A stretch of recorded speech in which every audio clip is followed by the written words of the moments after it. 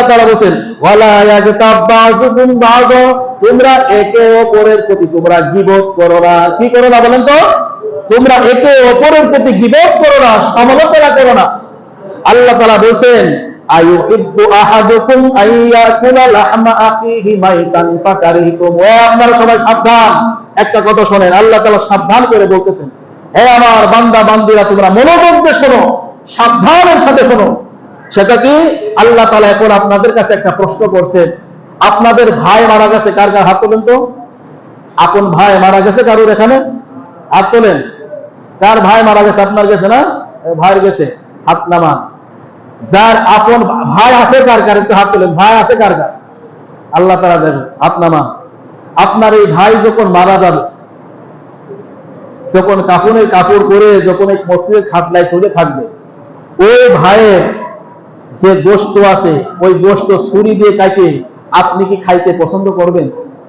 কথা ভাই যারা বলেন, কে পছন্দ করবেন? কেউ পছন্দ করবে? আল্লাহ রাব্বুল আলামিন একটা উদাহরণ দিয়ে বলতেছেন, তোমাদের মরা ভাইয়ের গোশত চাবিয়ে চাবিয়ে খাইতে তোমরা যেমন অপছন্দ করো, ঠিক ওই রকম ভাবে একজন ভাই আর একজন ভাইয়ের গোশতটি গীবত করা থেকে তোমরা ওই রকম ভাবে তোমরা অপছন্দ করো। কিন্তু আফসোসের বিষয়, আমাদের নিজের ভাইয়ের মরা ভাইয়ের গোশত চাবিয়ে খেতে আমরা অপছন্দ করলেও গীবত করে আমরা খুব ইন্টারেস্ট পাই। ঠিক কিনা বলেন? গীবতের চাইতে মজা পৃথিবীতে আর কিছু নেই। কথা কয়, গীবত করতে আসলে কিন্তু খুব মজা লাগে। ঠিক কিনা বলেন? পরে দোষ ত্রুটি বলতে আর একজন ভাইয়ের কাছে আর একজনের কাছে খুব মজা লাগে।